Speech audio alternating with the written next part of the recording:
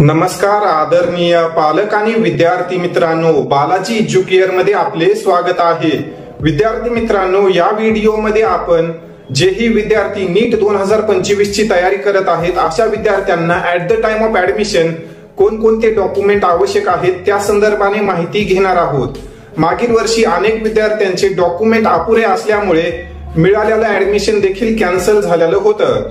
तर या वर्षी अशी चूक तुमच्या हातून होऊ नये यासाठी हा व्हिडिओ काळजीपूर्वक पाहत राहा व या व्हिडिओ मध्ये मी जे तुम्हाला डॉक्युमेंट सांगत आहे कॅटेगरी नुसार देखील आपण पाहणार आहोत की कोणकोणते डॉक्युमेंट लागतात। जर तुमचे डॉक्युमेंट अपुरे असतील तर आणखी तुमच्याकडे वेळ आहे। या कालावधीमध्ये तुम्ही जे काही तुमचे अपुरे डॉक्युमेंट्स आहेत ते काढून ठेवू शकता। तर हा व्हिडिओ काळजीपूर्वक पहा व महाराष्ट्रातील इतर गरजू विद्यार्थ्यांपर्यंत शेअर करा जेणेकरून त्या विद्यार्थ्यांची देखील यामुळे मदत होईल। तर चला व्हिडिओला सुरुवात करूया। तर विद्यार्थी मित्रांनो, सर्वात अगोदर आपण अशा डॉक्युमेंट संदर्भाने माहिती घेणार आहोत की जे डॉक्युमेंट सर्व कॅटेगरीतील विद्यार्थ्यांसाठी आवश्यक आहेत। मग तुमची कॅटेगरी ओपन असो किंवा EWS, SCBC, OBC, SC, ST या सर्व कॅटेगरीमधील विद्यार्थ्यांसाठी हे डॉक्युमेंट कॉमन आहेत। तर तुम्ही या ठिकाणी सिरियल नंबर 1 ला पाहू शकता।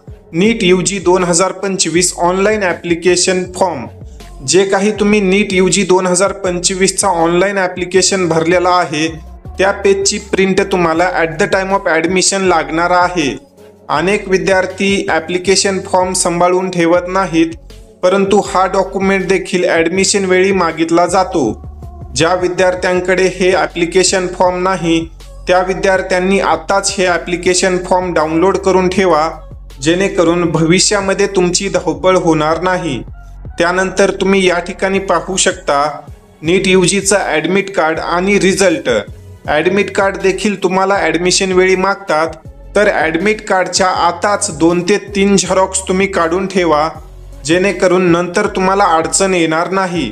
त्यानंतर सिरियल नंबर 2 ला आपण पाहू शकतो प्रत्येक विद्यार्थ्याकडे एक सेपरेट मोबाईल नंबर आणि ईमेल ID असणं आवश्यक आहे, कारण त्यावर जे काही आपण काउन्सिलिंग करणार आहोत, वेगवेगळे रजिस्ट्रेशन होणार आहेत, त्याचा OTP व्हेरिफिकेशनसाठी येत असतो। त्यामुळे प्रत्येक विद्यार्थ्याने आपला एक सेपरेट मोबाईल नंबर आणि ईमेल ID ठेवणं आवश्यक आहे। त्यानंतर पुढे जर आपण विचार केला तर सिरियल नंबर 3 ला तुम्ही पाहू शकता SSC क्लास 10th मार्कशीट और सनद। या ठिकाणी मार्कशीट आणि सनद मध्ये अनेक विद्यार्थ्यांचं कन्फ्युजन होतं। तर सनद जी आहे त्यावर तुमच्या जन्मतारखेचा उल्लेख असतो, तर दोन्ही डॉक्युमेंट म्हणजेच 10वीची मार्कशीट आणि 10वीची सनद तुम्ही तयार ठेवा। त्यापुढे 12वीची मार्कशीट, त्यानंतर तुम्ही सिरियल नंबर 5 ला पाहू शकता 12th लिव्हिंग सर्टिफिकेट। ज्या विद्यार्थ्यांची 12वी झालेली आहे अशा विद्यार्थ्यांना 12th लिव्हिंग सर्टिफिकेट लागेल। ज्या विद्यार्थ्यांचं BSc किंवा इतर कोणत्या कोर्सेसमध्ये ॲडमिशन असेल ते विद्यार्थी त्यांच्या कोर्सनुसार लिव्हिंग सर्टिफिकेट तिथे हजर करू शकतात। त्यापुढे आता सिरियल नंबर 6 ला आपण पाहू शकतो एज, नॅशनॅलिटी आणि डोमिसाईल सर्टिफिकेट।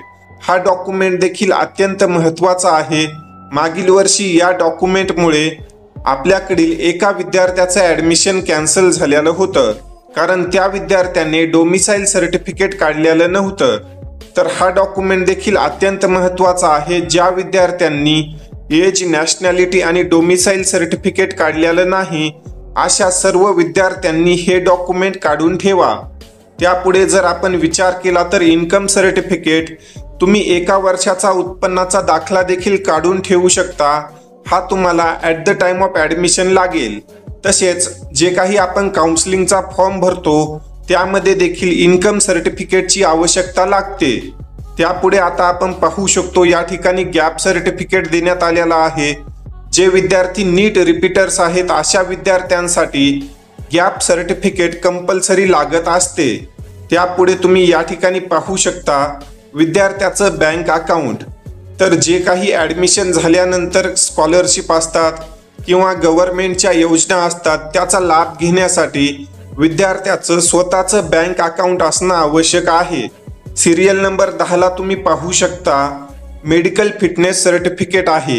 हे सर्टिफिकेट सर्व कॅटेगरीमधील विद्यार्थ्यांसाठी आवश्यक आहे।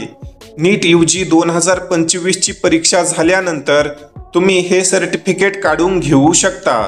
सिरियल नंबर 11 ला आता आपण पाहू शकतो आधार कार्ड, त्यानंतर मायग्रेशन सर्टिफिकेट। ज्या विद्यार्थ्यांचा युनिव्हर्सिटी बदल आहे अशा विद्यार्थ्यांसाठी मायग्रेशन सर्टिफिकेट आवश्यक आहे। त्यानंतर सिरियल नंबर 13 ला तुम्ही पाहू शकता कॅरेक्टर सर्टिफिकेट। हे सर्टिफिकेट ज्या ठिकाणी तुमची 12वी झालेली आहे त्या कॉलेजमधून मिळतं। काही कॉलेजेस डिमांड करतात, काही कॉलेजेस करत नाहीत, परंतु हे सर्टिफिकेट तुम्ही काढून ठेवा जेणेकरून ऐन वेळी तुमची धावपळ होणार नाही। त्याखाली सिरियल नंबर 14 ला आपण पाहू शकतो रिलिजियस मायनॉरिटी सर्टिफिकेट। जे विद्यार्थी मुस्लिम मायनॉरिटीमध्ये आहेत किंवा जैन मायनॉरिटीमध्ये येतात अशा विद्यार्थ्यांसाठी मायनॉरिटी सर्टिफिकेट लागत असतं। जर तुम्हाला महाराष्ट्रातील किंवा महाराष्ट्राबाहेर जे काही मायनॉरिटीचे कॉलेज आहेत त्यामध्ये ॲडमिशन करायचे असेल तर हे सर्टिफिकेट तुम्हाला कंपल्सरी लागणार आहे। तर विद्यार्थी मित्रांनो, हे 14 डॉक्युमेंट जवळपास सर्व कॅटेगरीतील विद्यार्थ्यांसाठी कॉमन आहेत।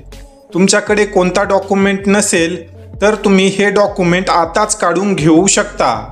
एक वेळेस तुम्ही हे 14 डॉक्युमेंट स्क्रीनवर पहा, या डॉक्युमेंटचा स्क्रीनशॉट मारून ठेवा। यानंतर आता आपण जे काही कॅटेगरीनुसार डॉक्युमेंट्स लागणार आहेत ते पाहणार आहोत।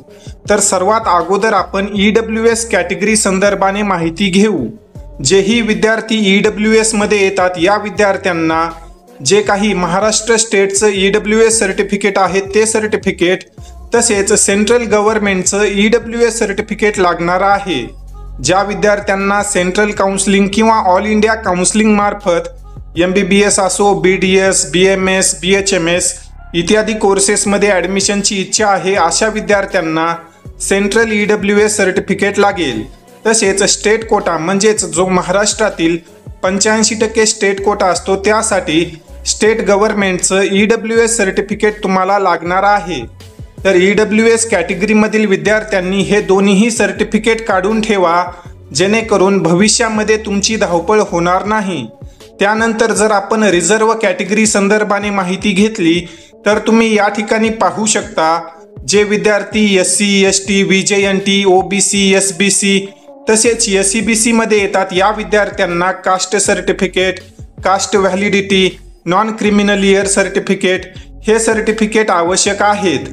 तसेच सेंट्रल गव्हर्नमेंटचं जे काही कास्ट सर्टिफिकेट आहे ते SC आणि ST या विद्यार्थ्यांसाठी ॲप्लिकेबल राहील।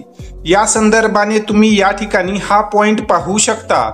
त्यानंतर जर आपण डिफेन्सचा विचार केला तर जेही विद्यार्थी डिफेन्स या पॅरलल रिझर्वेशनला क्लेम करण्याची इच्छा ठेवतात या विद्यार्थ्यांना जे काही D1, D2, D3 हे सर्टिफिकेट आहेत ते at the time of admission आणि रजिस्ट्रेशन वेळी आवश्यक आहेत। त्यानंतर तुम्ही या ठिकाणी पाहू शकता MKB सर्टिफिकेट म्हणजेच महाराष्ट्र कर्नाटक बॉर्डर। जेही विद्यार्थी महाराष्ट्र आणि कर्नाटक बॉर्डरवर राहतात त्या विद्यार्थ्यांसाठी हे पॅरलल रिझर्वेशन आहे। जर या विद्यार्थ्यांना MKB कोटामार्फत महाराष्ट्रातील MBBS, BDS, BMS या कॉलेजेसमध्ये ॲडमिशनची इच्छा असेल तर हे सर्टिफिकेट तुम्हाला काढावे लागेल। त्यानंतर हिली एरिया सर्टिफिकेट, ज्या विद्यार्थ्यांचा डोंगराळ प्रदेश आहे त्या विद्यार्थ्यांना हिली एरिया सर्टिफिकेट लागतं। जर तुम्ही हिली एरियासाठी पात्र असाल तर तुम्ही हे सर्टिफिकेट काढून ठेवू शकता। या ठिकाणी तुम्ही पाहू शकता हिली एरिया सर्टिफिकेट काढण्यासाठी कोणकोणते डॉक्युमेंट आवश्यक आहेत। त्यानंतर आता आपण PWD आणि ऑर्फन या विद्यार्थ्यांसंदर्भाने माहिती घेणार आहोत। तर जेही विद्यार्थी PWD मध्ये येतात या विद्यार्थ्यांना जे काही फिजिकल डिसेबिलिटी सर्टिफिकेट आहे ते लागत असतं व जे विद्यार्थी ऑर्फन म्हणजेच अनाथ आहेत या विद्यार्थ्यांना देखील ऑर्फन सर्टिफिकेट लागणार आहे। तरच तुम्ही ॲडमिशन या कोटामार्फत घेऊ शकता। तर विद्यार्थी मित्रांनो, अशा प्रकारे हे पूर्ण डॉक्युमेंटची यादी आहे। आणखी एक वेळेस तुम्ही ही यादी पाहून घ्या। जर तुमच्याकडे कोणता डॉक्युमेंट नसेल तर तुम्ही आत्ताच डॉक्युमेंट काढून ठेवा, कारण नीट 2025 ची परीक्षा अवघ्या काही दिवसावर आलेली आहे। नंतर तुमची धावपळ होणार नाही। या अनुषंगाने जर तुमचे काही प्रश्न असतील तर तुम्ही कमेंट सेक्शनमध्ये विचारू शकता। तसेच ही माहिती आवडली असेल तर व्हिडिओला जास्तीत जास्त लाईक करा। तसेच येणाऱ्या सर्व माहितीपूर्ण व्हिडिओसाठी बालाजी एज्युकेअर या यूट्यूब चॅनललाही नक्की सबस्क्राईब करा। भेटूया पुढील एका अशाच व्हिडिओमध्ये, तोपर्यंत धन्यवाद।